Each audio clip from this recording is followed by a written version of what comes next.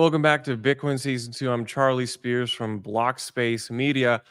We have a great conversation today. I've got Post Capone coming on, and we're going to kind of cover a lot of the wide-ranging field that is the topic of Bitcoin. I think this may set up particularly well for our conference in Boston next week, November 9th. That is up next, November 9th, next week. It's a Bitcoin scaling conference. We have a lot of the notable folks, notable developers, and people who have proposed scaling ideas and critics of that. So make sure to come check out the website, see if you can come, opnext.dev.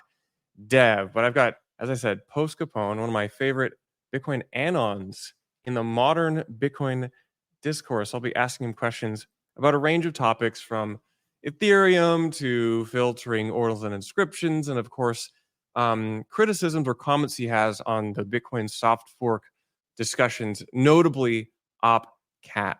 Bitcoin Season 2 is brought to you by Botanix.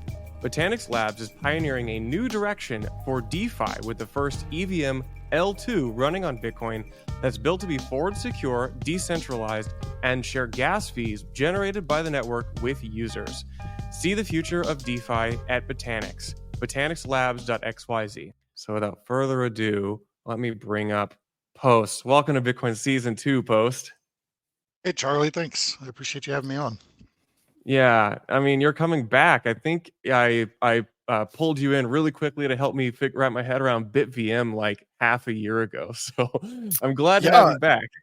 Yeah, and we did the interview with Linus as well. Yeah, we did. Yeah, you and me. That was crazy because that was like 48 hours after the BitVM paper dropped.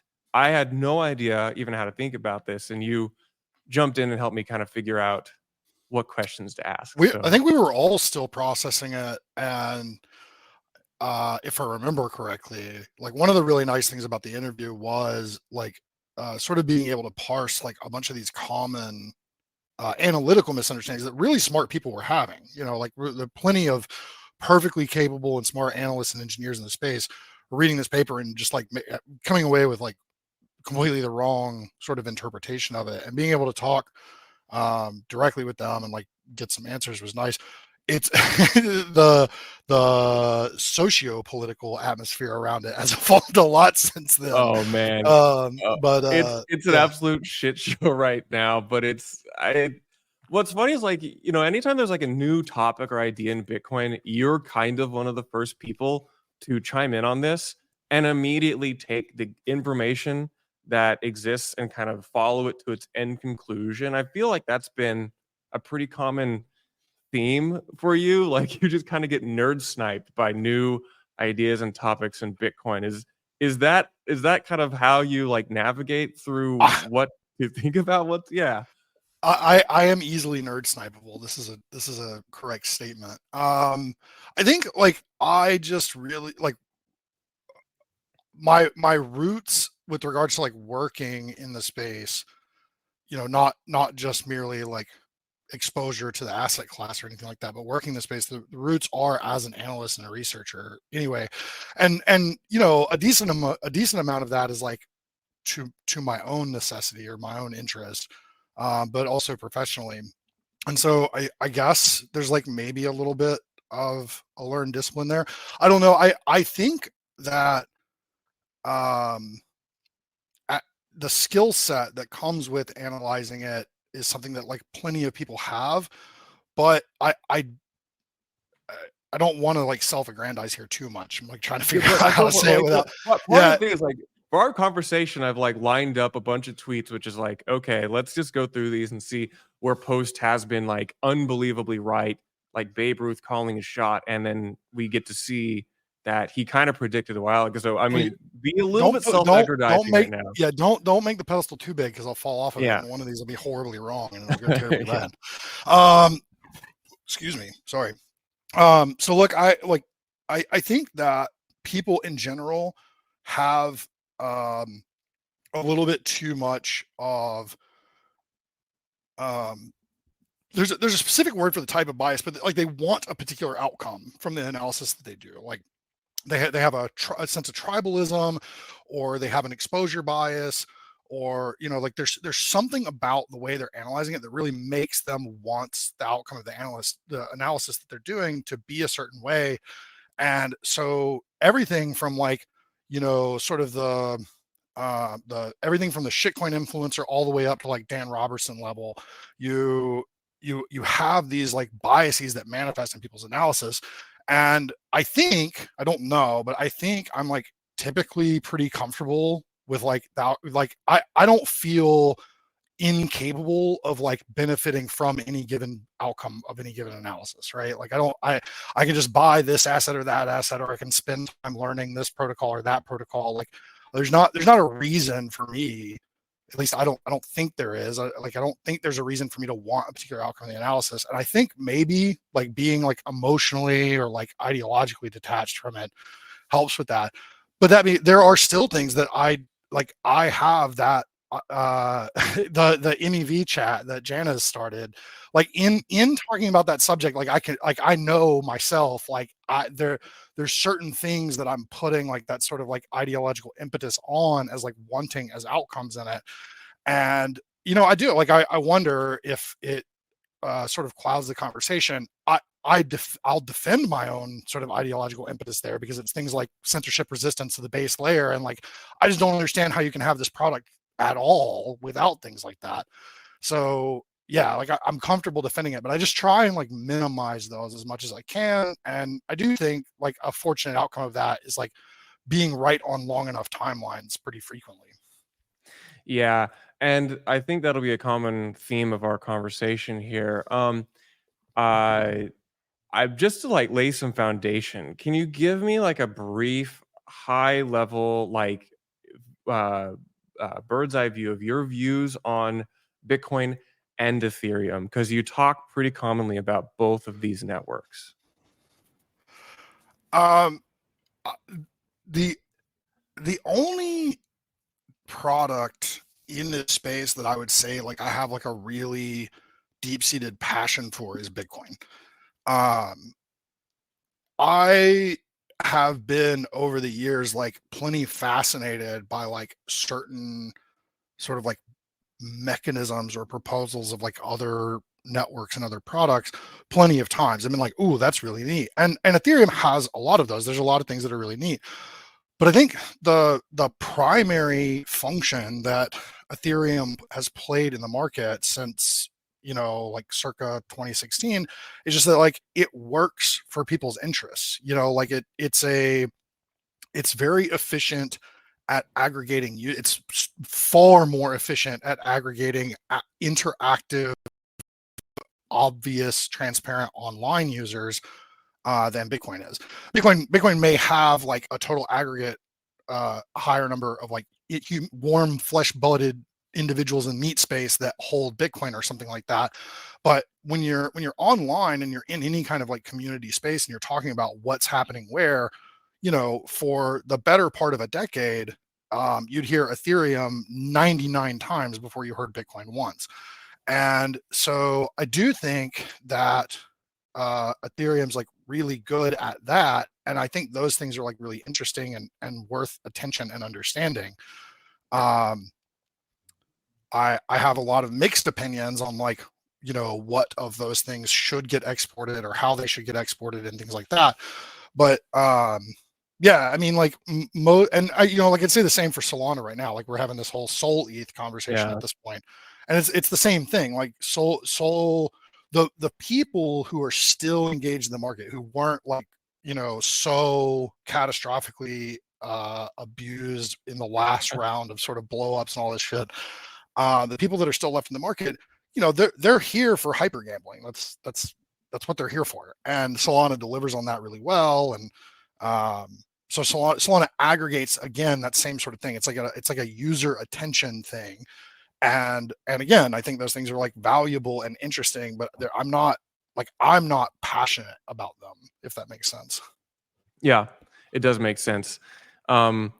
Which gets me into, I think, the first my favorite like call you made now over 2 years ago, where I think you said, I think it was like August of 22. ETH BTC is bound to collapse down to 0.06. If we're lucky to see 0.04, I'll probably rotate a fat ass stack into the scam and fud my own bags all the way up to 1.5. But like you then kind of like continued to like clarify this with a great tweet, I think, as well, which was sell me all the ETH you have at 0.04 and then fuck off. And I think this is, you know, really interesting because there's the ideological take, and then it also informs certain directional bets you can make, which you have a pretty good insight to in a lot. What's behind this? What's behind the post ETH BTC 0.04 call? It's now below that, like 0.037 or something. But like, where was your head at here? What was your reasoning? And are you a buyer at all at this level? Yeah. I mean, I stuck to the conviction on it, and had plenty of entries in like the right in the 0.04 neck, you know. And I still feel like fairly confident with that call. I like, you know, if it go like, I think calling 0.04 at 0.07 2 years before and then seeing 0.36 is like, I'm okay with this, you know. Yeah, I'm pretty fine with it. Yeah, I mean, it could go lower. I don't really know. Like, there's an enormous amount of like work and energy and momentum that has to occur, and momentum that has to be recovered in order for that bottom to really play out the way that I do think it will. But I think it's like it would be sort of like insane and have like crazy huge implications if ETH were to like never go above point. Like, let's say this isn't bottom, like 0.04 is the new top, you know, like that, like the implications of that. And to be honest with you, I don't even know that I would really hate that outcome. I mean, obviously I'd look kind of dumb with the play, but you know, if Bitcoiners had this thing where they could look back at, you know, if in 2 years Solana's like talking about flipping Bitcoin or some dumb shit, and Bitcoin can be like, dude, look at what happened to Ethereum. Like, seriously, like, are you crazy? You know, like, I think that's fine. Like, I in aggregate, like, I'm okay with that outcome. But I think it's sort of like crazy to think that Ethereum won't sort of like rally resources and, you know, assemble some really good things. You know, the like surface level things that I see as like likely to manifest really quickly, like the account abstraction conversation that's been going on forever, like the ability to produce and proliferate apps that have like no sort of like what people think of as a Web3 interface in them at all. You know, like there's no wallet, there's no none of this. Like, I think that will inject itself into a really large market really quickly. I think that the maturity, capability, and relationships with Ethereum teams, like teams working in the Ethereum ecosystem to get into those product places, are like pretty high. Now, how much impact that actually has on ETH the asset is like it's an interesting bag of questions. And like Gort talks about this a lot. This is like Gort's sort of like, you know, favorite conversation right now, I think. And it may be that the economics that surround the Ethereum execution environment and how they factor into ETH the asset might be insufficient to like really do like some crazy numbers. But I think as a ratio, like if we're just talking about the ETH BTC ratio or something like that, you'll see it show up there.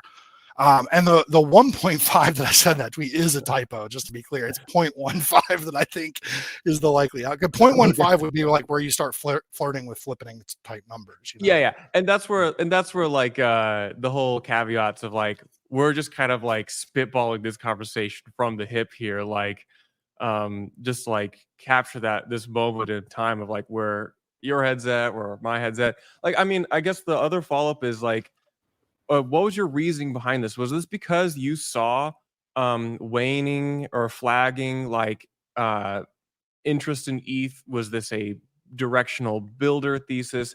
Like right now, I could tell ETH vibes were getting much lower, you know, a while ago, but now we seem to be in full blown like disillusionment territory over on ETH. Like, it was that informative of this call, or were there other factors? I don't know. Why did you think this? There was a huge sense of like demand and necessity of the market for cheaper execution. The the there's always going to be like a subset of actors who like, you know, transaction fees be damned, like they're gonna get into the casino and play the game. But the vast majority of sort of like voices in the herd were like really insistent on these low execution fees. And the ETH roll up in infrastructure has this like problem where it's the liquidity fragmentation issue. I think most people are pretty familiar with it, but the way it plays out is ecosystems have to compete in sort of like beats for attention, right? So like, you know, Starknet needs some kind of interesting application, and then Base needs some interesting application, and then Tyco needs some interesting application. And for users to move around these ecosystems is like kind of complicated and janky and weird. And so even if you can get the low execution rate there, having like a homogenous execution environment, something like Solana or something like that, that's like really cheap and people can just sort of freely move around in, is just going to be like more efficient at winning that interest in that market.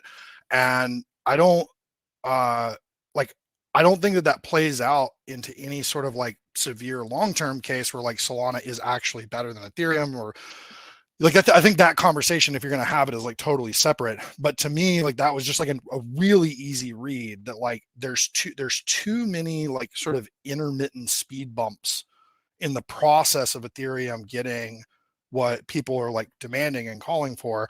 So attention has to go somewhere else. Interest has to go somewhere else. It can't live in this ecosystem right now. I like to think that this is sort of like a good thing in the long run for ETH. Like ETH needed to get its ass handed to it for a little while because it was getting. I think we're still seeing a lot of the arrogance. Like if look at how incredibly similar the ETH pundit voices are right now to BTC like cultist pundit voices in like 2017 to 2019. Right, like it is literally like a mirror image, and it's like you guys just need to get your asses handed to you for a little while. I make this comparison all the time. Like I think the particular brand of laser-eyed ETH maximalism analog is going to be even like uglier and more blind than the Bitcoin maximalism, if that's even possible. And I could see this coming because I kind of lived through it back then, 17 through 19, and it's just very weird that it's like very easily identifiable over on ETH, the punditry and this particular like when the ratio of podcasters to builders gets too distorted in like in like public in discourse hegemony, then like you know what's going to happen next on that blockchain. You had a couple tweets, I think, to the tune of like try extract from other chains and stack Bitcoin. I think you had one like a year or so ago, which is like you call yourself a Bitcoiner and you're not like taking from other chains and bringing that bank back home to Bitcoin. Like, I think me being really public with that started with a conversation. It was one of those like Adult Swim drunk on Twitter Spaces kind of nights. I love those. Yeah. and I was talking shit to somebody in that Twitter space about that right there. I was like, if I had it my way, every Bitcoiner would just like be pillaging these other chains and stealing money from them and just bringing it back onto Bitcoin or something like that. And I like sort of just chose to run with that as like a persona flag for a little while. Yeah. And I don't really disagree with it, but it was mainly because I thought it was funny. And I do absolutely think that sort of if the world were actually such that like public open Bitcoin figures were the smart kids in the room, then you would see not everyone doing that necessarily, but you'd see more of that. Now, interestingly, I do think there are there's a shitload of people like that. I know a lot of them that I've known in this space for a really, really long time. You're never going to see them on Twitter. You know, like they could not give a shit less about being public or having public conversations or anything like that. But they do, like they look at altcoin and shitcoin markets, however you want to categorize them, as opportunities to increase Bitcoin holdings. And it's like, it's a sane, efficient, and realistic way to like interact with the rest of the market. And it removes a lot of the like weird tribalist, culty, bigotry kind of elements that are, you don't have to like, develop some sort of legitimate, sort of well fleshed out bull case for every product. Like you just have to accept that like the products exist and people are going to interact with them. And I've said several times, and I'll stick to it, that like, it's not necessarily like investing in new tech. It's just like realizing that people, for it's a crude way to put it, but people are dumb, and they're going to fall for these sales pitches, and you're just front running the dumbness. Like that's it. And yeah, like I again, like I said, I don't disagree with. I wouldn't have like ran with it for as long as I did if I actually disagreed with it.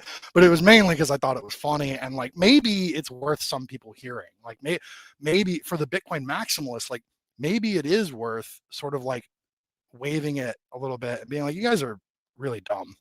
Like there's if you legitimate, and like the other thing I've said, and this is what I do actually believe, Bitcoin itself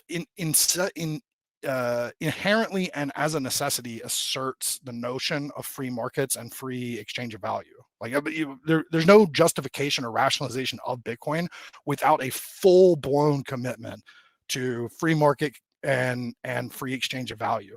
And so if you accept those things, then like the idea that like other people can't make their own money or other people can't sell their own products, regardless of the qualifications of those products morally or ethically, is like crazy. Like I don't know. It just like it doesn't fit.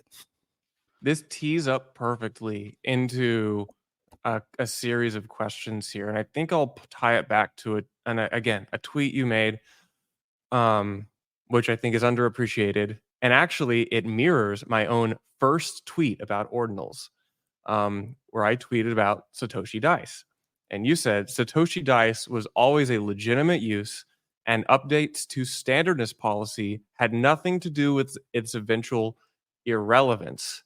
I think this is a really, really interesting angle and topic, and also one that I referenced early on, and as I was considering how seriously do I want to like interact with this, what could be a very degenerate ordinals ecosystem on Bitcoin. Explain this to me. First of all, what is Satoshi Dice? What is legitimate use case? Why? And why did standards policy have nothing to do with its irrelevance? Well, I mean, Satoshi Dice was just like it was like a really primitive programmatic sort of gambling game that you could play with Bitcoin, and it did have like a pretty serious flash in the pan sense of interest. It was like most of the transactions on Bitcoin in like 11 or 12, I forget, but it was like the majority of the transactions, and it was making it kind of expensive for the first time ever. Right. Yeah. So it was the first thing to drive fee revenues, which I think is like the interesting analytical bit about it. And the way that, a subset of users responded to it driving fee revenues was like, identical to what we saw with responses to Ord and BRC20 and runes and all these things, where it was like, this is parasitic and it's a scam, and it needs to be blocked and all these things.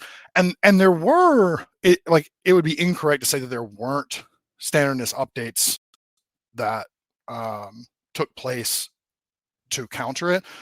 But pragmatically speaking, what really ran it out of gas was, Voorhees exited it. Fireduck had nothing to do with it anymore. Like it just, and it just didn't grow. It didn't change. It didn't do anything new. It sort of died of its own sort of irrelevance, because all it was like this primitive sort of like, well, do you think people are just going to sit there and like click roll dice for like 15 years? Like, I don't know what you think is supposed to be the outcome of this, but there is no evidence whatsoever that like these transactions were failing to propagate and users were unable to interact with this application, and so users abandoned it. Like that wasn't the way that played out. Now, I'll say that a lot of my analysis of that is sort of retrospective, because at that point in time, like I had a very, very small amount of exposure to Bitcoin, but I had like no like direct involvement or discussion with like the ecosystem. So I was looking at all of this stuff through like the 2015, 2016 lens, looking back at it. And I'll say at the time, I had far more sympathy with opinions of like Luke Dash and people like that than I do today, right?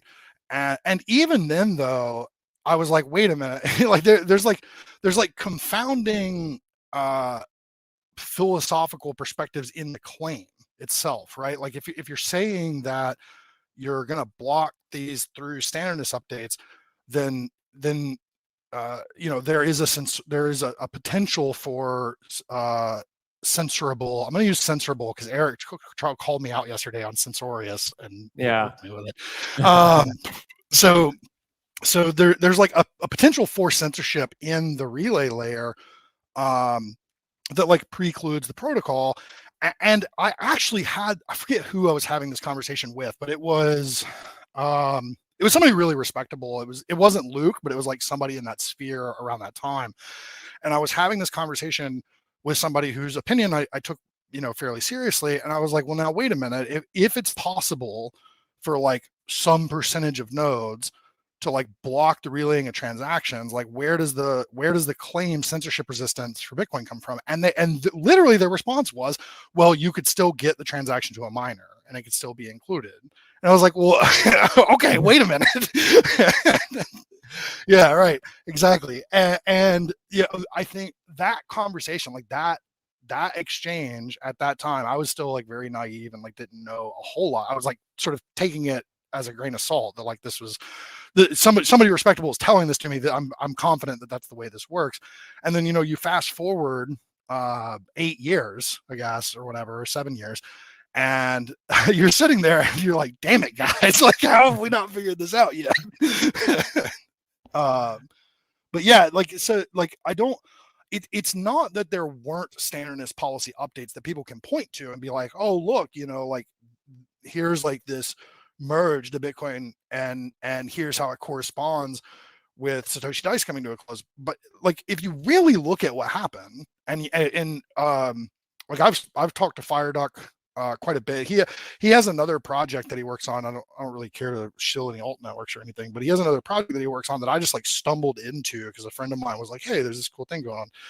And I was like, holy shit, the FireDuck guy's here, and have talked to him a lot. And I mean, like, he'll tell you, other people who use the application will tell you, you can sort of look at the evolution of the narrative surrounding it, and Voorhees' interaction with it, I think, is really telling.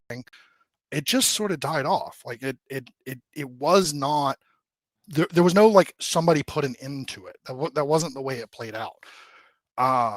Which also I'll note, like you can't use that as an argument that this is proof standardness doesn't work. It just is proof. It's not proof that standardness does work. Like that's what it is.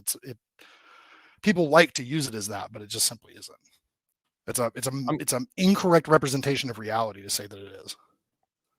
Yeah, I'm gonna kind of poke you a little bit more in this direction. Like, if you can just continue to try to explain why, because I said this before we hit record, but like I don't feel like there's many good succinct explanations about why it does not make sense to try to filter these dirty JPEGs and ordinals type transactions.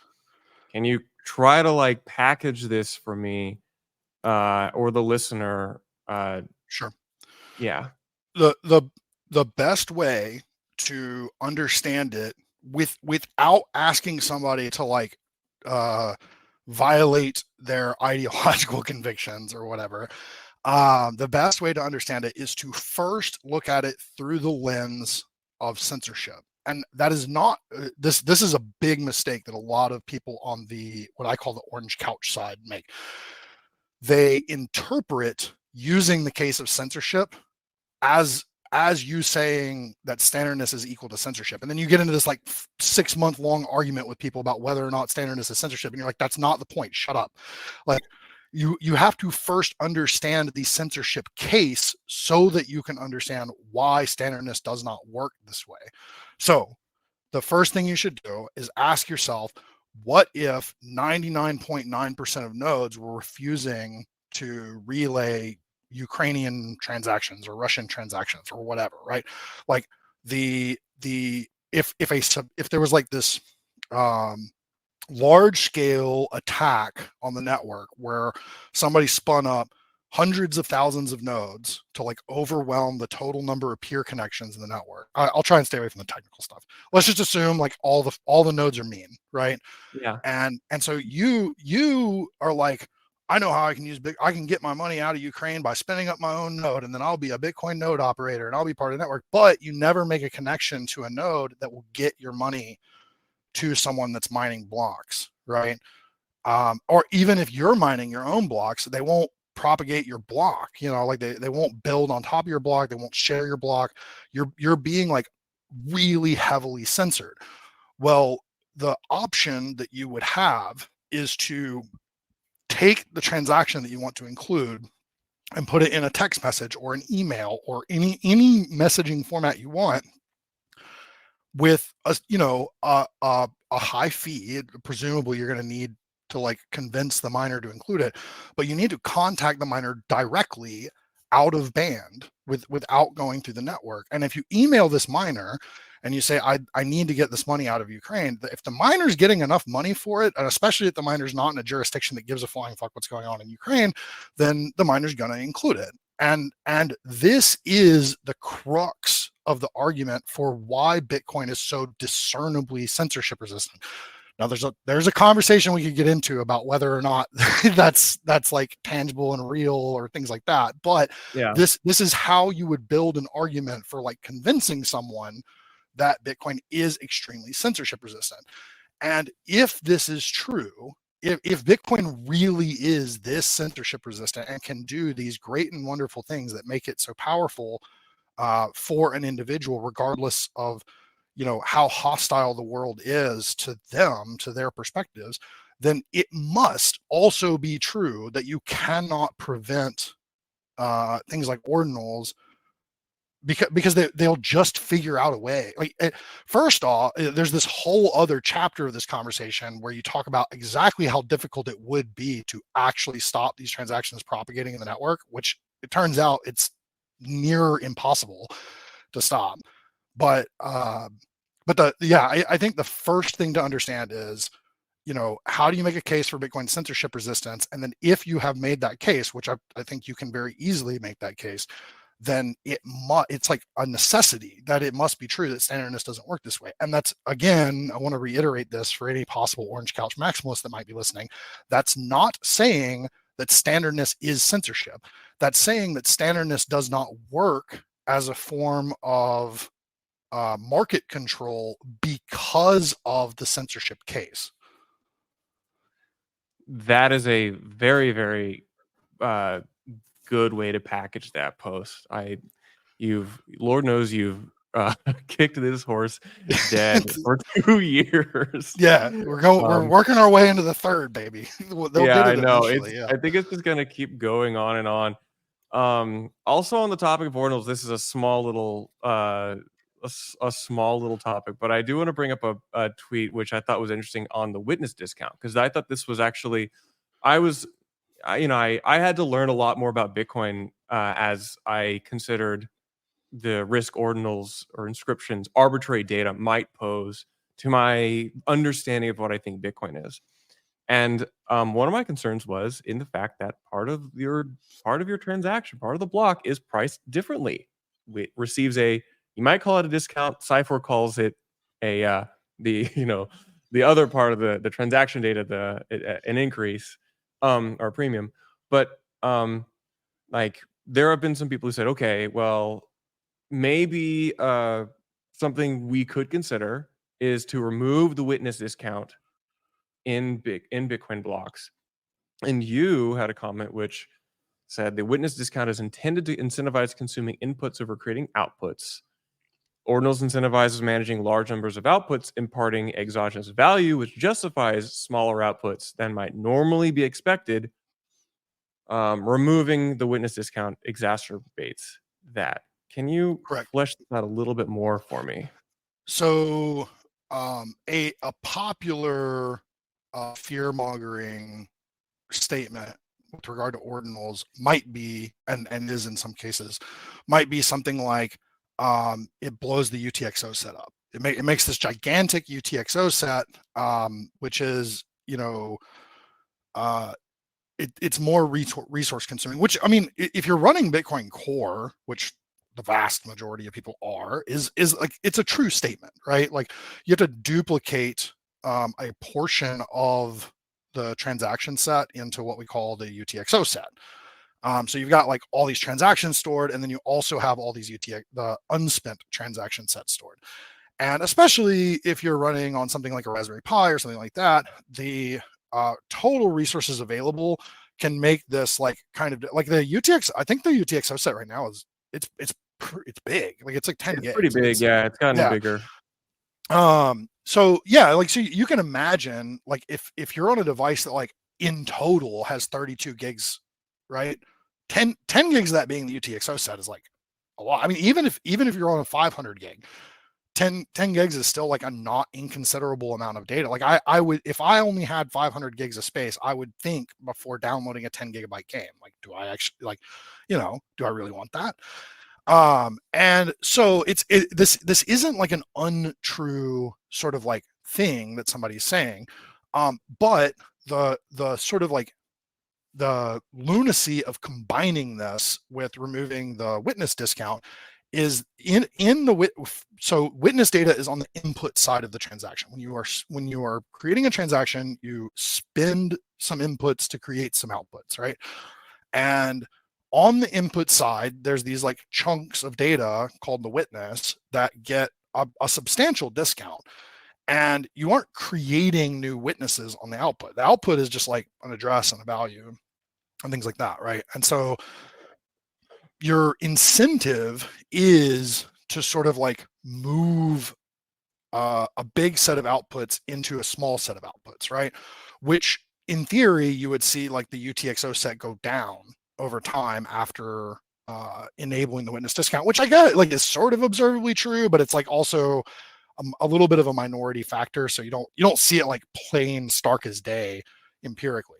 But if you in ordinals, you kind of have a little bit of the opposite incentives. If I want a bunch of inscriptions or a bunch of runes or a bunch of BRC20s, by and large, these things are carried in individual UTXOs. So if I wanted to own 100 inscriptions, unless I want to make life really difficult on myself, there's going to be 100 UTXOs associated with that. And every time I spend one of those, I'm going to spend it to its own output. So that's not only is there 100 UTXOs, but it's 100 UTXOs that no matter what the witness discount does, aren't going to collapse back down into less than 100 UTXOs. They're going to stay at that 100, right?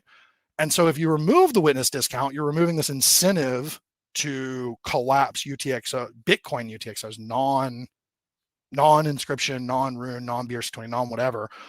The Bitcoin UTXOs, as Casey would call them, cardinal UTXOs, they lose some of their incentive to collapse back down into a smaller number. So now you have this sort of static set of a bunch of allocated, like, colored coin, like they're like these allocated color coin kind of UTXOs. You have that sort of fixed set that isn't going to collapse, and then you also lose the incentive for the rest of the set to collapse. So what you should see in theory is the growth rate of the UTXO set to actually go up, right? So you'd be making the problem worse. And I don't like, even explaining it, like, I'm trying to cover it from the perspective of somebody who doesn't get it at all. Maybe, yeah. But I don't know. It's like a really silly sort of like pair of ideas to put together, right?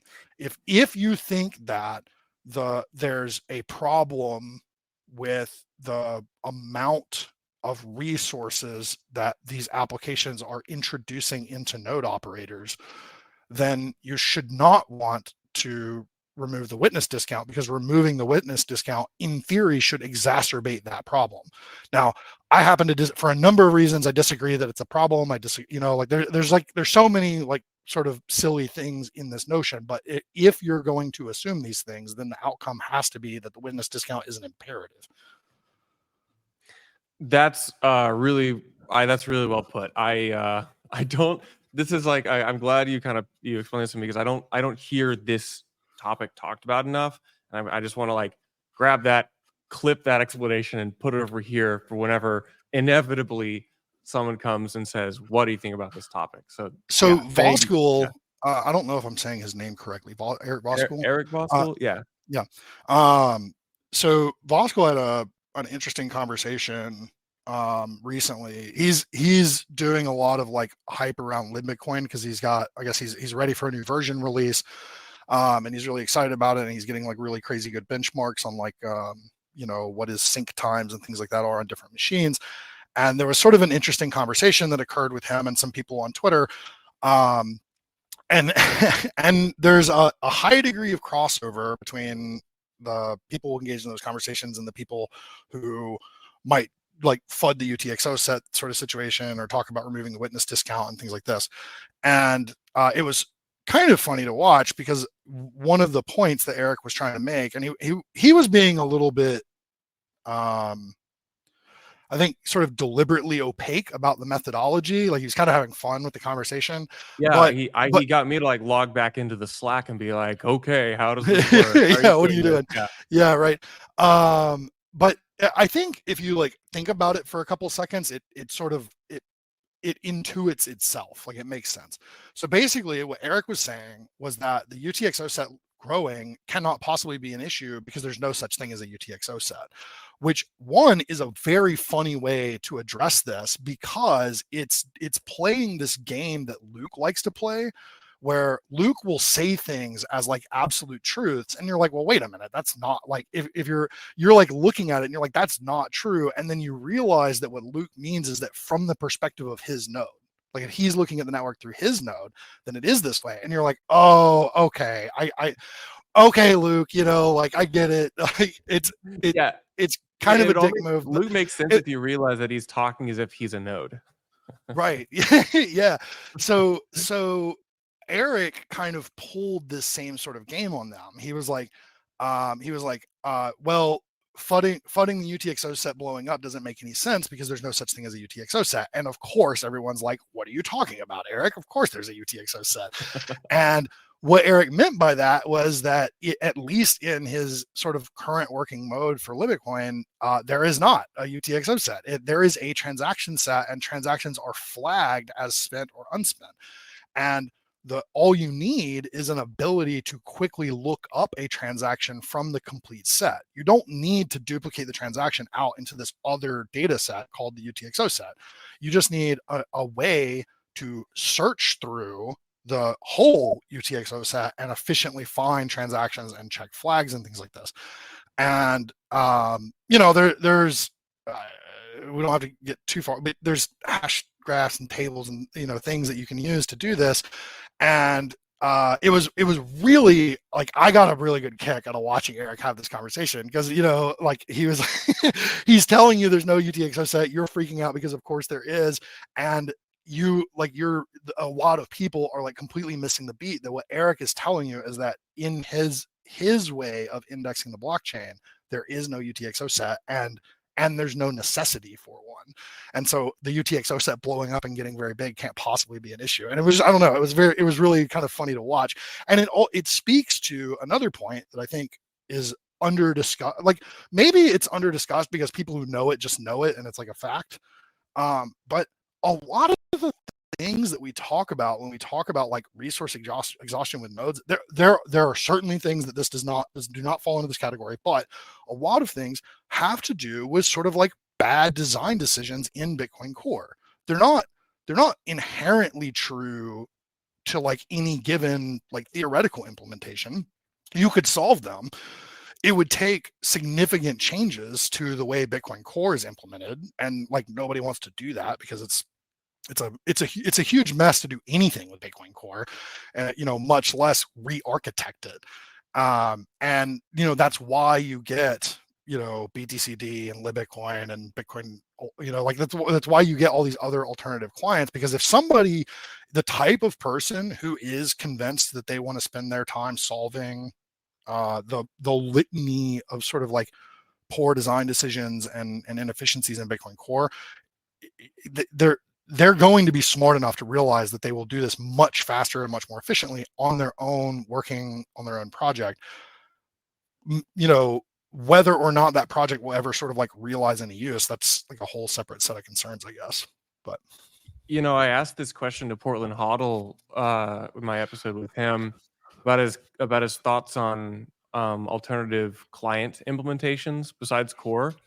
Do you have any thoughts on that topic? He it could be one where you have to be a little political sometimes, but you're pretty candid in your views. Sure, yeah. I philosophically am a client diversity maximalist. I think more client diversity is like it's actually like somewhat necessary if you play certain sort of like cases out, especially to the edges.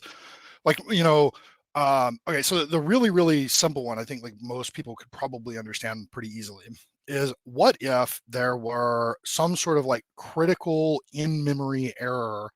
And when I say in memory, I just mean like, the literally like the RAM in your computer, right? Like that you can sort of exploit the way that math is done in the RAM of your computer, and you can come out with really crazy outcomes, sort of like the inflation bug from 2010 or whatever, right? Yeah. So which, if I remember correctly, that's exactly what that was. It was an in-memory error that somebody was able to get 1 billion Bitcoin out of a transaction because they could play with the way that the numbers were executed in memory.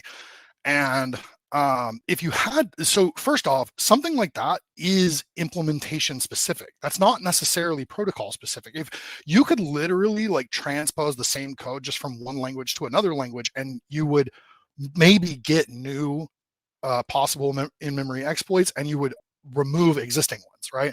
So you just get a different set of bugs. The bugs can become different.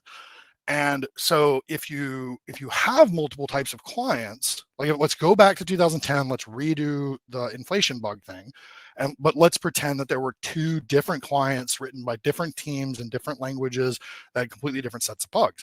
The inflation bug would have only occurred on half the nodes in the network.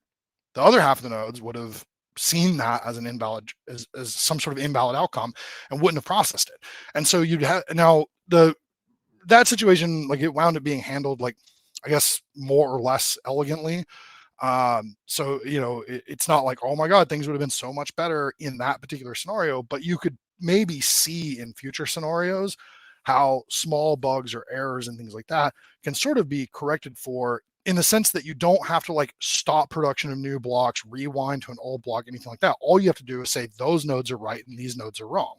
And in the case of these types of bugs, it's going to be like a really clear decision, like which one is right and which one is wrong. Like I don't think there's going to be like weird political debates about about can you guys stop trading type stuff, Yeah. So yeah, so I think client diversity is like almost sort of a necessity if you think about it in that light. But that being said, I completely acknowledge that it adds like an enormous amount of overhead and resource allocation and time, especially when it comes to activating forks and things like this, that you can't necessarily expect these teams to be able to afford and participate in.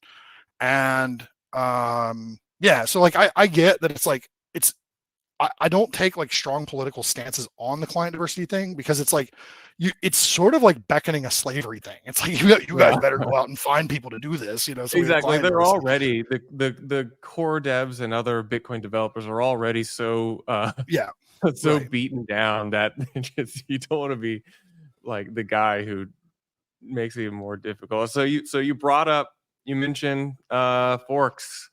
I guess it's time to go there. I guess first let's talk about where's your head at on the current soft fork discussion overall? I think that the idea that there should be, I'll just open it. The idea that there should not be any further forks is like nonsense. And I have yet to hear a single person make a single argument that didn't sound like an absolute crackhead trying to argue that. And come at me with whatever orange couch influencer you want. They're all crazy. Like it is absolute lunacy to suggest that they're like, the don't touch it, it works fine philosophy is like catastrophically broken for like such a large number of reasons. It's not even funny. So that being said, I think that for a litany of reasons, forks are sort of like an essential process that we have to go through, and almost certainly, and I think even like ideally, we would go through several times over the course of the next decade. I think like if Bitcoin could somehow like magically sort of like form up a political atmosphere where like having a fork every year or two was like normal, I think that a lot of good things would probably come out of it. Could there be mistakes? Could you see somebody like politically inclined, like, induce like some kind of like catastrophically bad fork, win some weird politics war? Sure. I think you just wind up with 2 Bitcoins and like, whatever, it's an airdrop. I don't care. We'll figure out how to get the right one to win. Forks don't scare me. I think we need them. There's like a long list of reasons. And I've never been like really obsessed over which fork, right? Like whether CTV, APO, CAT, I think covenants are directionally correct, right? I think that just the notion, right? Like a covenant is a way to add sophistication to the way that coins are locked, so that you can create more sophisticated agreements on coins, which turns into contracts, which turns into applications, right? So I think that again, covenants are directionally correct. Like that's the most succinct way to put it. I don't really care which covenant. Like I personally, I think CTV is like the categorically the best option we've seen. Like, I think it does the most with the least. It's the most interesting. It's really simple in like happy path conditions. It's very clean. Like I like a lot of things about CTV. That being said, I think maybe of all the covenant enabling soft fork proposals, CAT might be my least favorite. And I feel pretty alone in that perspective. Yeah, well, this is my thing. This is one of the reasons I wanted to get you on here before we do our conference in a week and a half. But like, I talk about it like do you agree with me that there are very few remaining good CAT critics? Yeah. And why is that? It's not because CAT's not. It's not because there aren't good criticisms against CAT. Like, there's a bunch of things going on here. Yeah, most people just suck at making arguments. Like, I mean, just like it's a thing in life. Like, people really are like they're not proficient in developing the underworkings of an opinion, right? They're really good at having an opinion and telling you what it is. They're not very good at like constructing the rationale for an opinion. And you see this in politics, you see this in sports, you see this in everything. You see it in economics for sure. Like, I mean, so many people like don't understand so many things. To an extent, myself included. There's so many things people don't understand about economics that like to be an adult in the world or anything, even pretending to be an adult in the world, you sort of have to have these opinions that are like horribly immature. in the sense that you can't construct a rationale around them. And so people just suck at making opinions. So yeah, big, like life comment there. People just suck at making opinions. But I think you see that in things like Cat and stuff like that. Like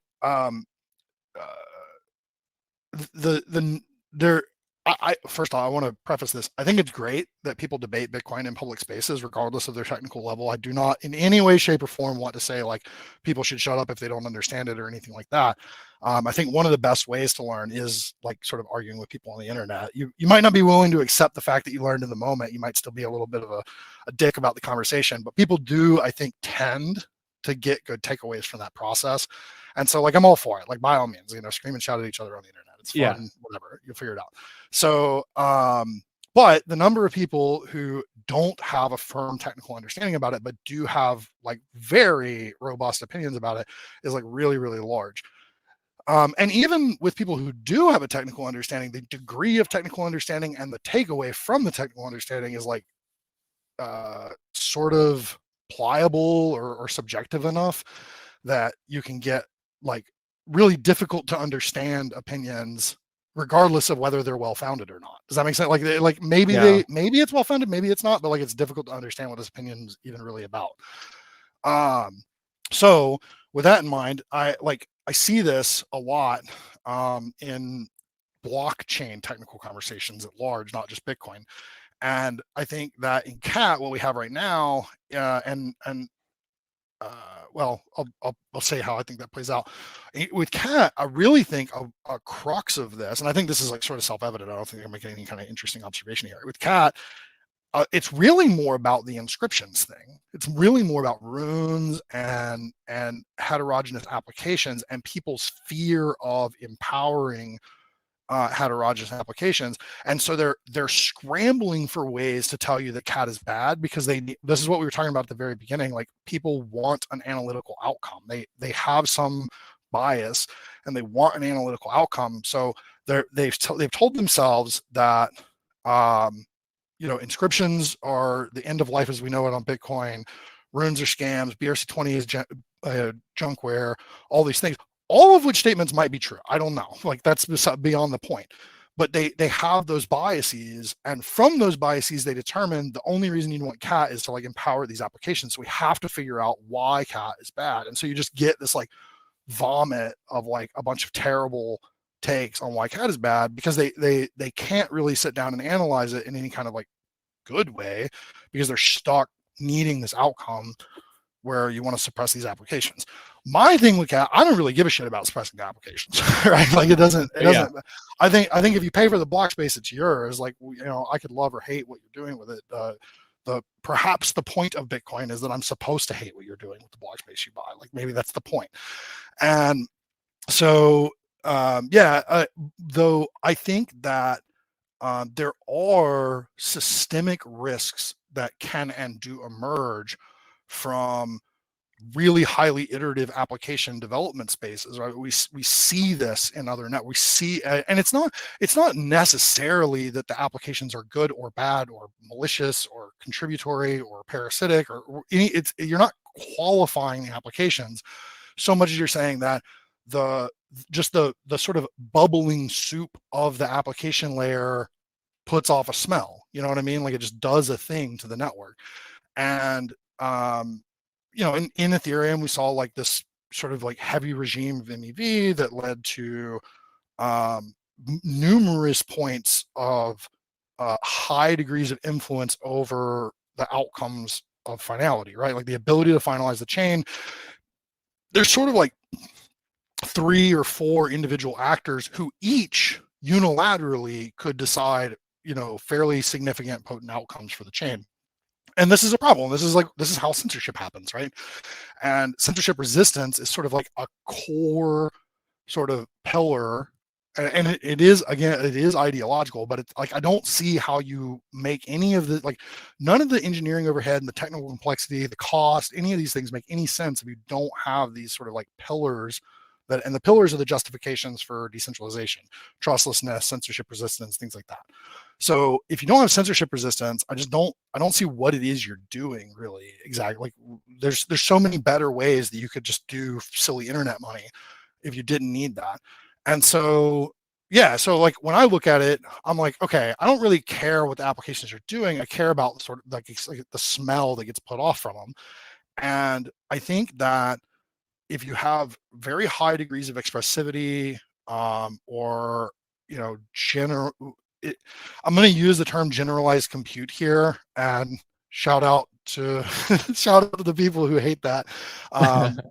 Verification of generalized compute, guys. Yeah. Yeah, but if you have things like this in Bitcoin, what you get is like a really roiling application layer, which a lot of people will look at and be like, well, why don't you want that? Why don't you want the Cambrian explosion? Why don't you want like crazy innovation on Bitcoin? Why don't you want the boiling soup? And it's like, well, it puts off a smell, man. I don't know. Like it does things to the ecosystem that are corrosive to the like underlying sort of assurances that the network is supposed to have as like goals or promises, right? And yeah, so I think that constraining the application space is principally a good idea for those reasons, right? And so I think CAT, while covenants are directionally correct, within the set of directionally correct things which are covenants, CAT is sort of directionally, it's so much less directionally correct that it kind of becomes directionally incorrect a little bit.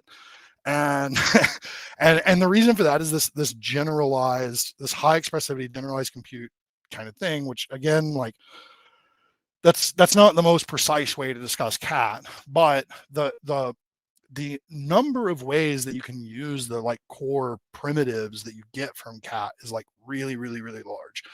And there's augments to that too. Like maybe the ways that you use it are like sort of too cumbersome, like they're too long of scripts, they take up too much weight in a block, and so like they're not economically viable to see the like degree of the outcomes that you saw in other networks with regards to the impact that applications have on the network. But I still think like it creates them more so than other things. And so like I don't know, I just like I think that like Yudi and Eric, the wizards at large, like I think they're pretty correct to like lock onto CAT and be like, this is like fairly agreeable to many developers, and it's memeable and it's productizable and it's all these things. And so like this is like a thing we can work with. This is like a wagon we can work with. But like I don't know, if you were to grant these other qualities to something else, I think you'd get there are better technical decisions, I think, than CAT. CAT, I think the decision for CAT is largely like momentum oriented, I guess. And I don't know, like Do I you just think think it's it's not. because? Yeah. Do you think it's because?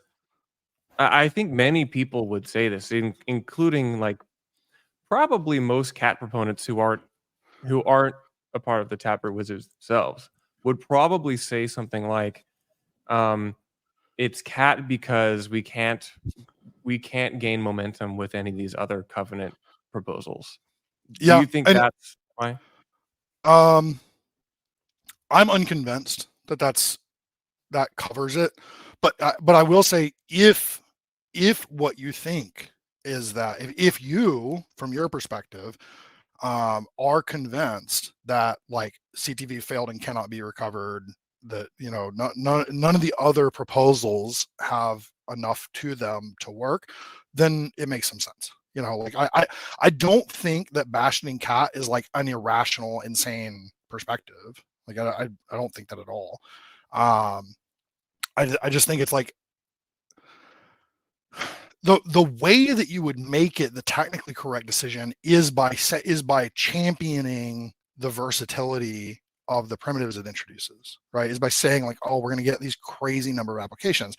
But it's not empirically true that a Cambrian explosion of applications is good for the network. Is it good for attention and like attracting users? Like we were saying earlier, I think Ethereum and Solana are really good at aggregating user interest, right?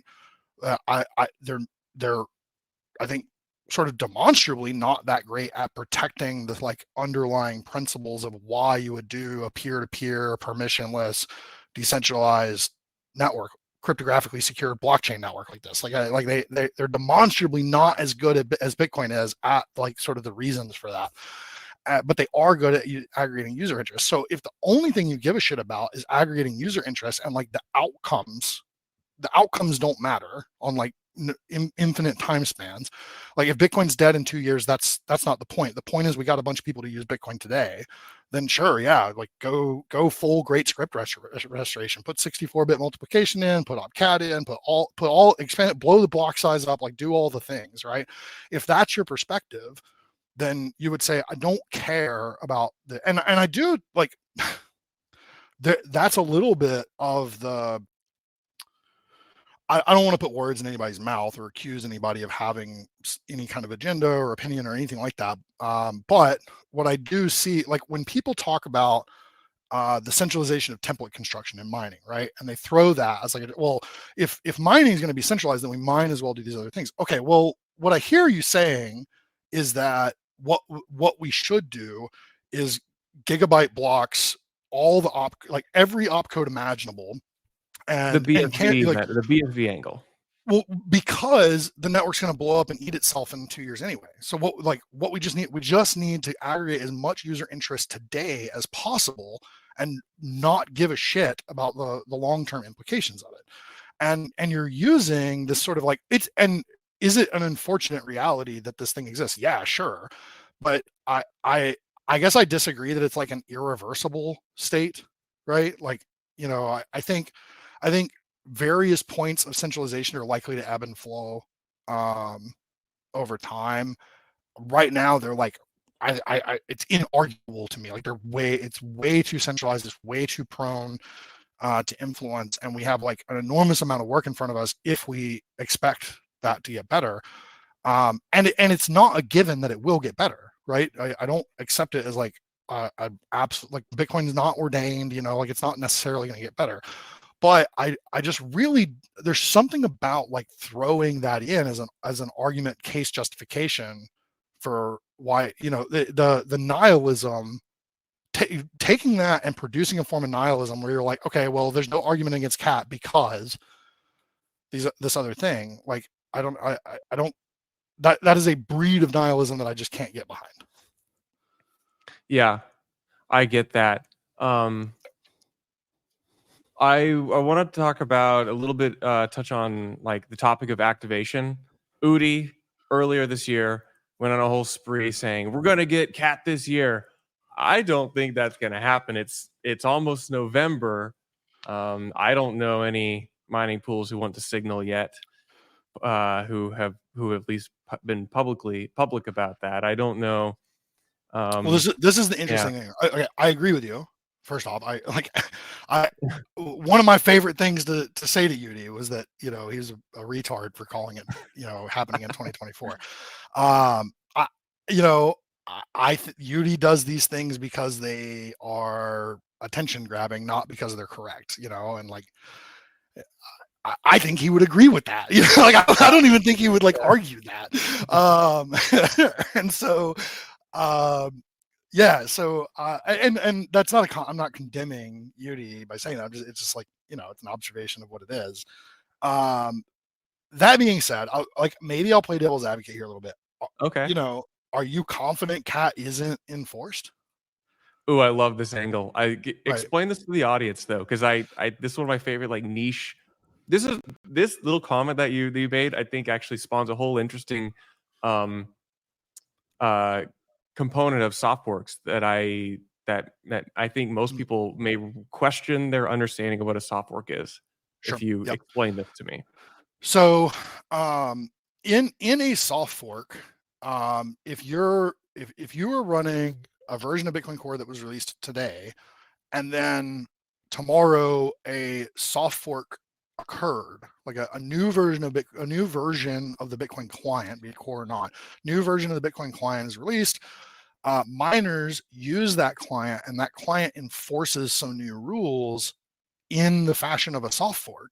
Your node would still work and it would be fine. And unless you were looking very, very carefully at what was happening with your node, you might not ever know that the soft fork occurred at all, right?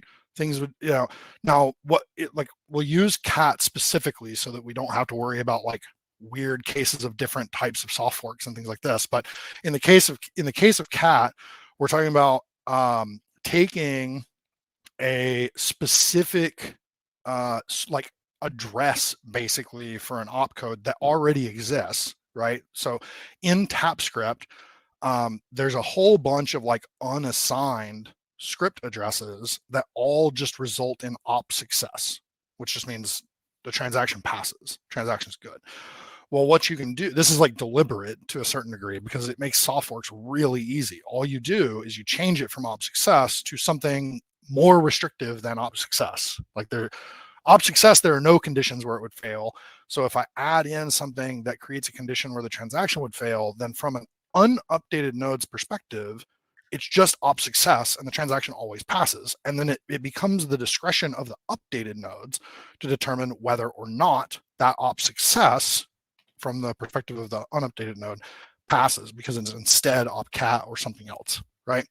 So it is entirely possible for a miner. Let's use like a really far right-hand side of the chart kind of circumstance. The miners could trade out, I don't know, op 192 in TapScript. They could trade this out for like some kind of secret opcode, like only they know about, that only they know the rules for like how it can or can't be spent. And they could use that like for their own, we don't have to dig into like what the application is or why, but like just sort of accept it for what it is, like super secret miner verification thing.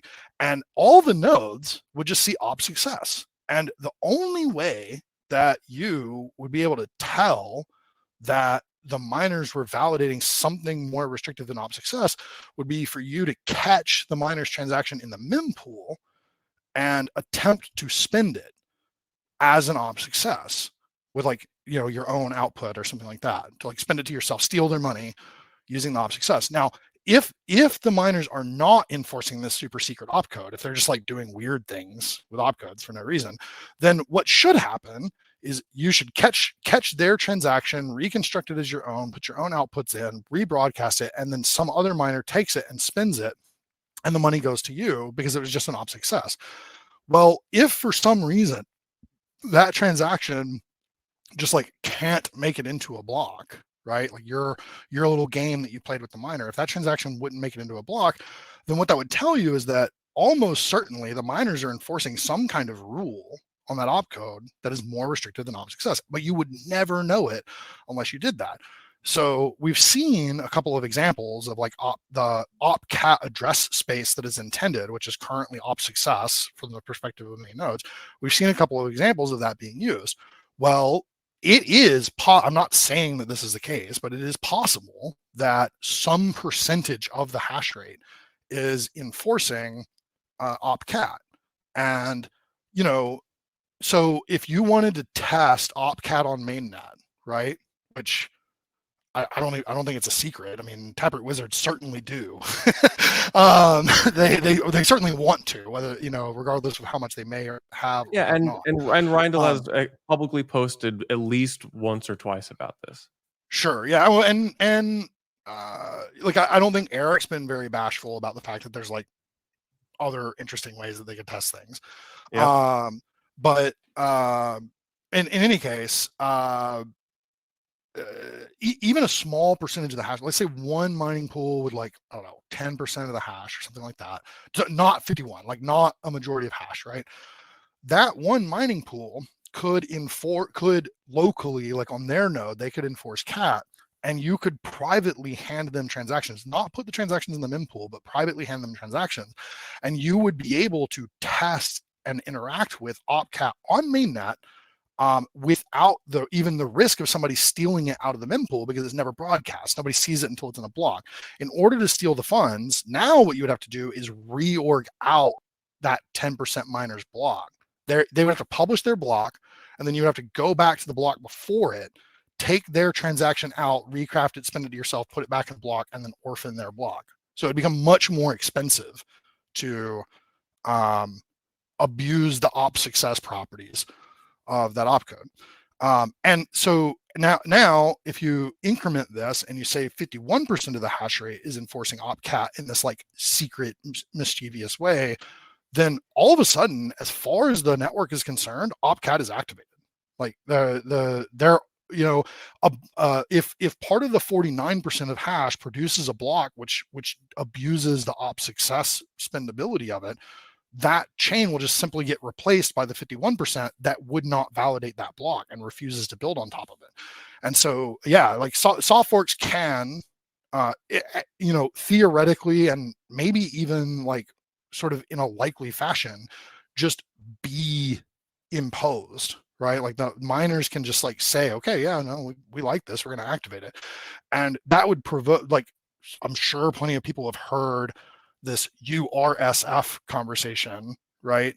Like if you found yourself in this scenario and for whatever reason you just like really did not like what the miners did, like you like morally objected to it and you must do something about it, then what you would be required to do is form a rejecting soft fork that, through there's like a couple of different ways you could do it, but you would have to sort of like deliberately refuse to participate in the chain that your unupdated node should validate, but you're going to choose to not validate on maybe you like pick a particular block and you say like, from this block forward, I won't put this block in my blockchain, therefore my blockchain can't be the one they're working on. Or you could like, activate the op success code, but with like a really, really restrictive rule or something like that. Like I said, there's a couple of different ways you could do an URSF, but you would be forced to, in that scenario, if you wanted to, you'd be forced to undergo a user rejected soft fork in order to prevent the miners from activating this. Now, like personally, I think like I see a URSF as like pretty likely. I don't see it as like economically all that viable, but I see it as pretty likely. I think basically what happens is all the people that are like against inscription, we were just talking about it, right? Like they want cat to be bad because it enables these applications. They're going to convince themselves, they're going to psyop themselves into believing that a URSF is necessary, and it's going to turn cat into a standardness policy and inscription issue, right? Like, and what maybe interestingly, I do not predict that any of these people will admit that standardness policy failed and they had to do this. They will instead say that standardness policy won because they got this fork outcome or something like this. Like they'll do some really batshit psyopy shit. But yeah, I think a URSF is like pretty likely, to be honest with you. I don't know that I'm not convinced at all that the rejected fork would be economically viable at all. But I guess we'll see. Yeah, me neither. I just wonder like which miners would support that. I think you'd be hard pressed today to find major hash rate support and therefore sufficient block production. And that was quite a treatment of that. I think if you're listening to this and you tried to follow Post's train of thought there, you should go back 8 minutes and re-listen to it again, because what's funny, Post, is like I feel like I kind of refactored a lot of my understanding of what a soft fork, even what many forks are in the context of a blockchain, just from like learning about these types of mechanics. And I think there's probably two things at play here. When you talk about many people are just bad at forming arguments, I think the other major trend is that a lot of people do not actually understand Bitcoin. And they think that because they have spent 1,000 hours studying or talking about Bitcoin, that they understand it. And I really, myself, having actually paid pretty close attention to Bitcoin at the technical layer, myself feeling like I'm out of my depth sometimes, just makes me more convinced that it doesn't matter if you've listened to 500 hours of macro podcasts. In fact, that probably makes you less familiar with how Bitcoin itself actually operates. And my point, one of the recurring themes for me is that I talked to a lot of people who spend so much time contemplating MicroStrategy's particular thing they're doing and having strong opinions about things such as mempool standardness policies, if they can even use that term. That they may not even know that's what they're talking about, and that informs a lot of the public discussion. Okay, that's my little soapbox there. No, I think Yeah. you're correct. I think that, like, for most of Bitcoin's history, it's been like pretty satisfactory to most people to have a macro and principally economic understanding of what BTC, the asset, is. It's entirely true that does not translate to understanding how Bitcoin works, and like we see that in public discourse like all the time. Yeah. But I think that there's like a certain case to be made that, like, for most people, Bitcoin is BTC. It is the asset, right? Like, and so maybe it's sort of like unnecessary for them to have that understanding. But clearly, a lot of them do want to have that understanding to the extent that they entertain the idea that they already have it when they don't. So I want to, given that, like, I really don't get that. I don't encounter that many good OpCat critiques in the wild. I do want to touch on this topic a little bit more. I remember that Reared and Code published a really good just discussion on OpCat last spring, I think in April or May, or he did a really good write up on it because he's a fairly neutral guy, very pro Softworks as well. And I remember, I don't know if this like conversation happened privately or if it was semi-private, semi-public, but you and him and maybe some other people were talking about like risks of cat being too expressive as it pertains to certain AMM type constructs. And we're going to assume that both of you think AMMs are probably not that desirable. I think you're probably more strongly opinionated on that than he. I forget exactly the details here because I didn't fully form this question, but I do want to talk about this. And recently, in the past couple months, I think he actually kind of came around and said, I think Post is probably right about this. What was this topic, if you remember? And can you explain it for me? I love Rudin to death, and he and I have had dozens at this point, like pretty long conversations regarding cats. So I'm not exactly sure which like piece of the conversation or stage, which stage in the conversation you're referring to. But but basically, like, AMMs is a convenient bucket to like put the problem in. I guess as an aside, I'll say like it's kind of an incomplete way or a less than precise way to like consider the problem. But it's like a convenient enough bucket, and like it's sort of reasonable to have the conversation in that light. So AMMs introduce probably the most toxic characteristics of the ecosystem in a number of different ways. One of those ways sort of is in the thing I was just talking about where AMMs isn't really precise enough. And then another one is like maybe specific to AMMs, and like AMMs is precise enough. So the latter, the AMMs is precise enough part, you could kind of, again, I'll go back to Gort's thing. Gort talks a lot about like the role AMMs play and like what they incentivize and what they most strongly sort of reward as behaviors in the ecosystem. It's like, it's sort of the low float, high FDV, long tail issuance. You hear Kobe talk about this a lot too. If you listen to those neck of the woods, like it's not really like there's very little economic productivity. It's not like sustainable economic models. They're sort of great for the casino application, which clearly a lot of people like, but they're not really great for the notion of like finance, right? Like if you're trying to have like a serious conversation about financializing blockchain or adding finance to blockchain execution, they're like sort of terrible in that regard. So then the other one where they're maybe AMM's not precise enough, but we'll roll with it.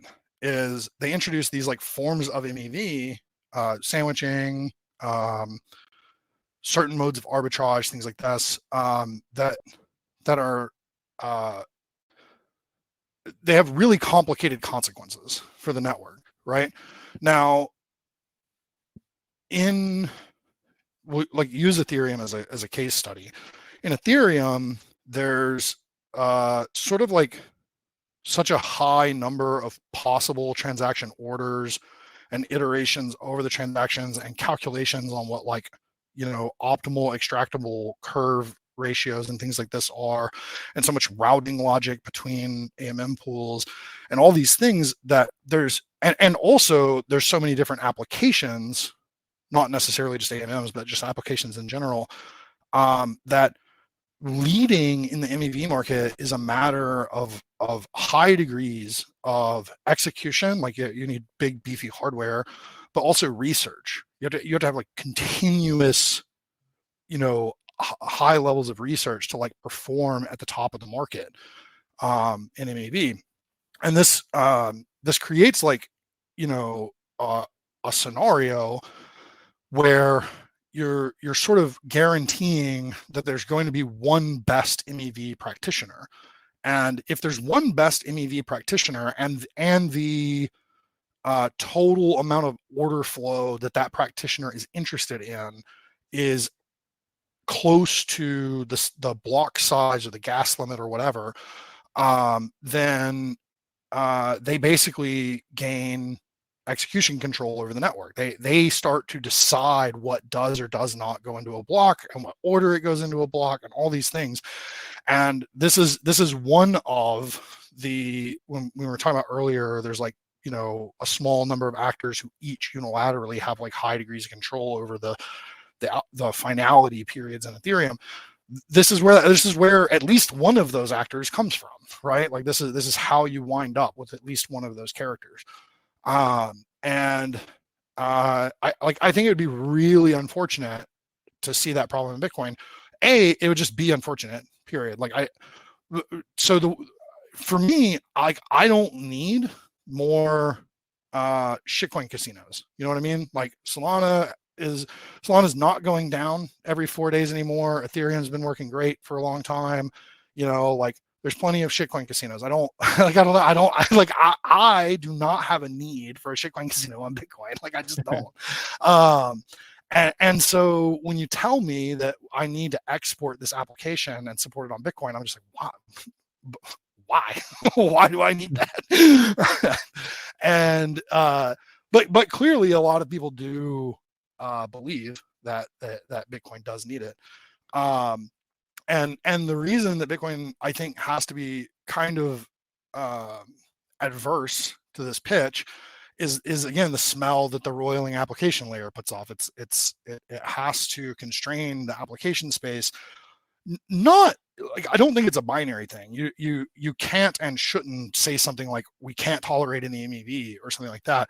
What you really need, and I found this like really difficult to communicate even to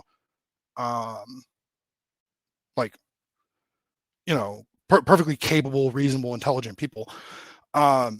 Ultimately, it's a matter of ensuring that the best theoretical MEV and the best available executable MEV with like open source or widely available tools isn't too far apart from one another, right?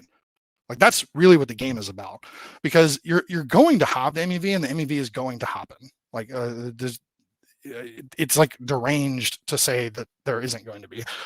So what you actually sort of want is to execute as thoroughly as possible on the MEV, and you want a bunch of different people executing as thoroughly as possible on the MEV.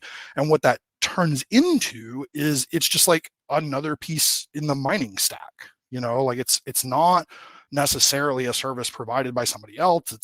It's just another piece in the mining stack. And when you're a miner, you run this code and you do this thing, and you extract this value. And there's plenty of people who are going to have the the intuitively reasonable opinion that like, oh my God, how would you condone miners doing that to use it? Well, like the problem is it's going to happen, like that's the issue, is that it's going to happen. And if miners don't execute on it, then they underperform in the market of miners and they wind up losing their job to one miner. And now all of a sudden you just have one person producing blocks, which is like the whole problem. If you can solve the user end, the user perspective, like protect users from MEV, like that's great, that's fine. But unfortunately, the way that people solve this usually is things like private RPCs, where you would send your transaction directly to one miner, and that one miner would be responsible for getting your transaction into a block. And that way, and you would just sort of like be trusting that miner that they wouldn't MEV you or allow MEV to occur to you. And that necessitates a premium, right? Because that miner at least needs to be able to compete with the guy who is extracting the MEV. And so either that premium is above or below the market value of the MEV that would occur. If it's above the market value, then the miner with the private RPC gains control of the network. And if it's below the market value, then the miner with doing the MEV gets control of the network. So these aren't solutions. These are not fixes. The fix is and really can only possibly be to democratize the tools that extract the MEV.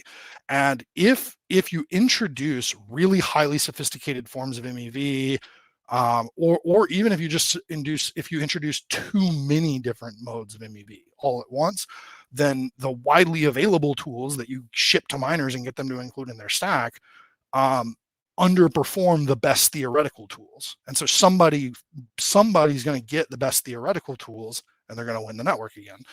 So the network just has to be like, it has to play a little bit, again, ideally, the network plays like a little bit of a policing role here, where again, it's not looking for a binary outcome. It's just like trying to constrain the progression path of the application layer enough that the guarantees of the protocol or the goals that maybe you don't want to call them guarantees. Maybe you say Bitcoin is not censorship resistant and that's not a guarantee, but it is a goal. It must be a goal.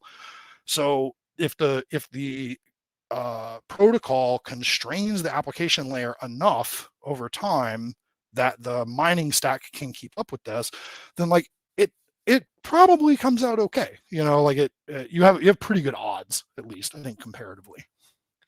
You did enough treatment on MEV, which was my last topic, and I think it might be very appropriate to like wrap it up with this tweet, which does kind of summarize what you just said, which is, quote, "The reality is that MEV is just a fancy blockchain boogeyman for shit that happens in every market everywhere.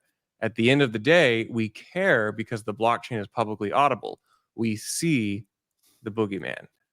I think that's a very like poetic and concise way of communicating this. Yeah. The general layman user cares because it's obvious, but front running, back running, all these things like these happen in any execution environment. Like what was that IGX or whatever the hell was that? Like some HFT specialist decided that they wanted to go out and start their own sort of like noble priority exchange where they like promised that there wouldn't be front running and stuff like that, and they went to like these like, or at least they advertised that they went to like these crazy lengths to like ensure that these execution priority things didn't exist to enable these front running. And that's just like the nice, like that's TradFi, that's BoomerFi.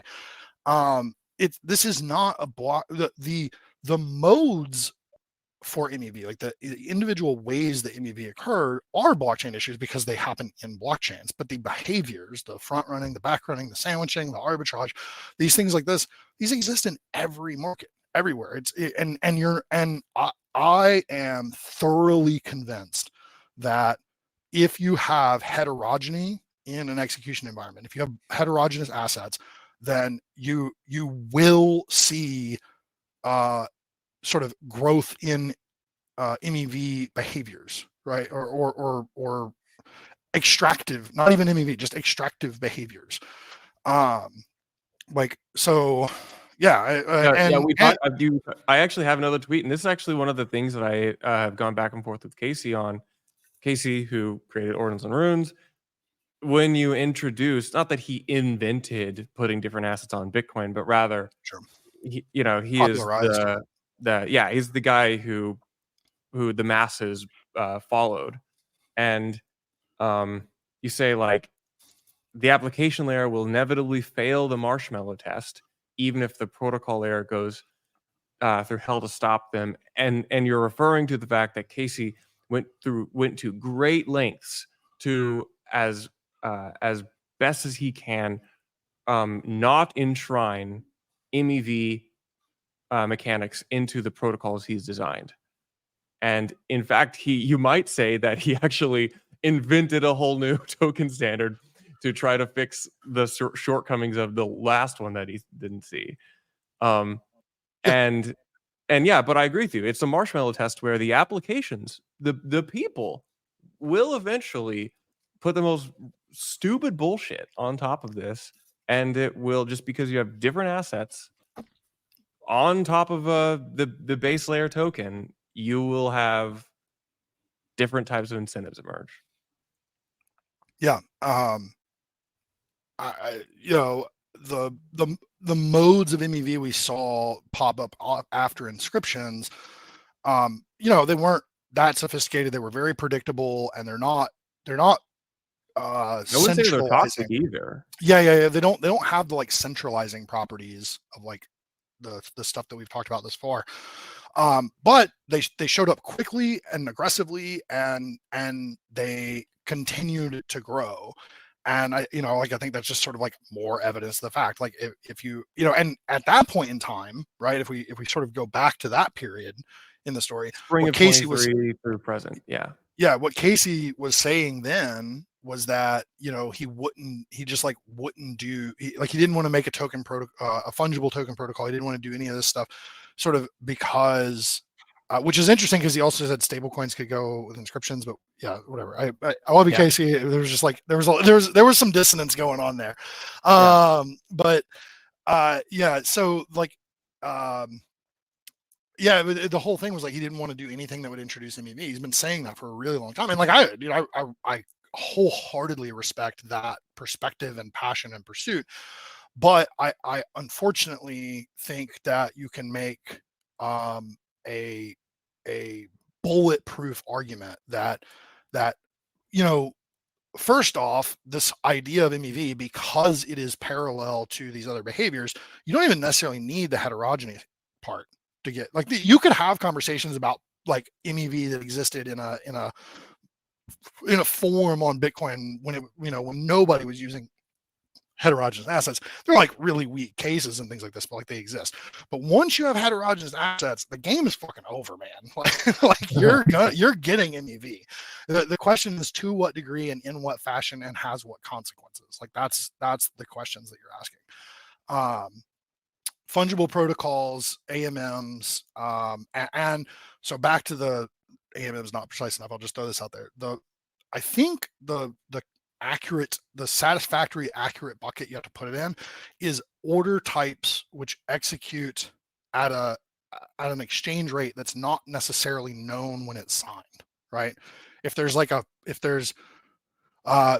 think Reardon has started to use the word rebindable, which is, I think that's valid. I think that's a valid way to put it. So like rebindable transactions are problematic because somebody can play with what happens before, after the transaction, or even in the transaction itself to alter what the exchange rate is, right?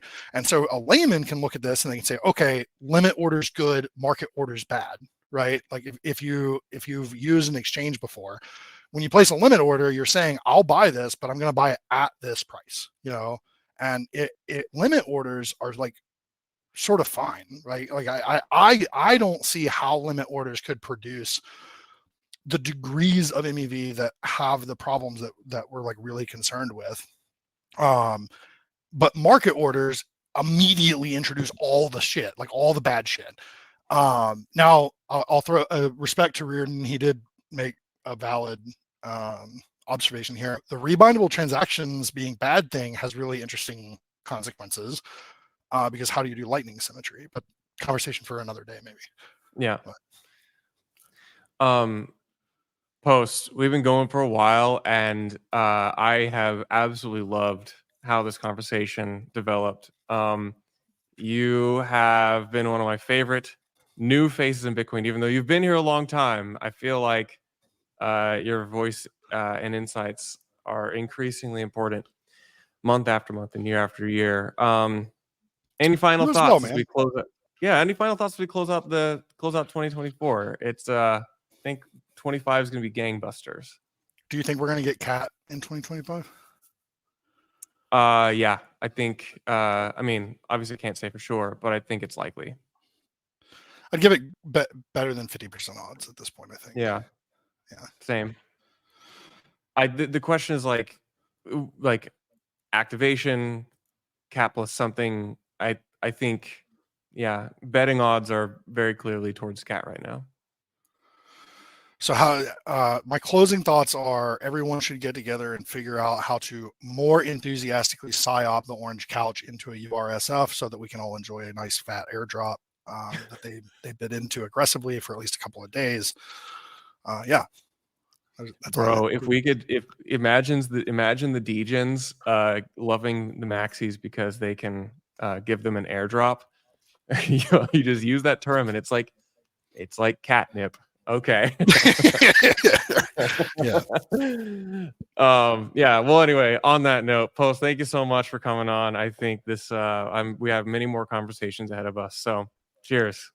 Yeah. Adios, man. Thanks for having me on, and much appreciated.